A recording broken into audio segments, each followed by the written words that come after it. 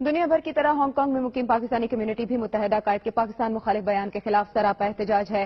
مختلف تنظیموں کے کارکنوں اور رہنماؤں نے دنیا نیوز سے گفتگو کرتے ہوئے متحدہ قائد کی ہرزہ سرائی کی سخت الفاظ میں مذمت کی۔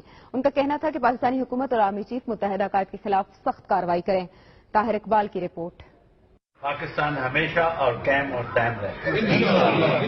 ہانگ کانگ میں بسنے والے پاکستانی متحدہ قائد کی نفرت انگیز تقریر کے خلاف سراپا احتجاج بن گئے۔ پاکستانی کمیونٹی اور تنظیموں نے متحدہ قائد کی شدید الفاظ میں مذمت کی ہے۔ دنیا نیوز سے گفتگو کرتے ہوئے Pakistan chamber of commerce Hong Kong, youth betterment ایسوسی ایشن، پاکستان ایسوسی ایشن ہانگ کانگ، محمدیہ غوثیہ ایسوسی ایشن، دعوت اسلامی اور منہاج القرآن کے عہدیداروں نے متحدہ قائد پر پابندی کا مطالبہ کیا۔ میں سمجھتا ہوں جی الطاف حسین نے جو نعرہ لگایا پاکستان کے اگینسٹ، جو کہ میں اپنی زبان سے بھی کہنا گوارا نہیں کرتا، اس کے خلاف ایکشن ہونا چاہیے۔ پاکستان گورنمنٹ کو ایکشن لینا چاہیے اور جو صوبائی گورنمنٹ ہے اس کو ایکشن لینا چاہیے، اور ہمیں اپیل کرنی چاہیے یو کے گورنمنٹ سے کہ وہ اس کے خلاف کارروائی کرے۔ راجا ایجنٹا الطاف حسین سے جو پاکستان کے خلاف نعرہ لگایا ہے اس کو بڑی پرزور مذمت کرتے ہیں، اور یو کے گورنمنٹ سے بھی اپیل کرتے ہیں کہ اس کو وہاں سے فارغ کیا جائے، اور پاکستان ہے اس پہ کیس ہونا چاہیے، اس کو معافی بھی ہونی چاہیے۔ تعلقی کوئی معنی نہیں رکھتی ہے، وہ غدار ہے، غدار کو صرف غدار پکارا جائے۔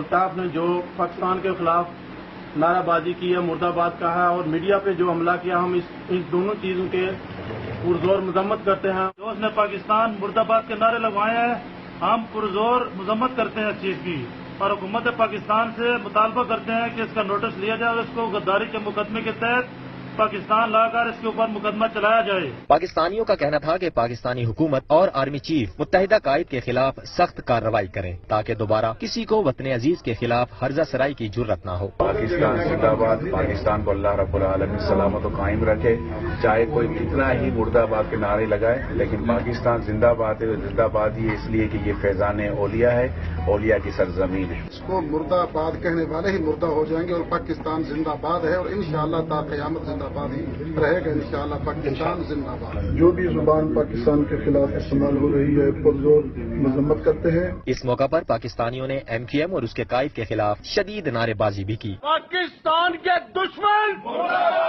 الطاف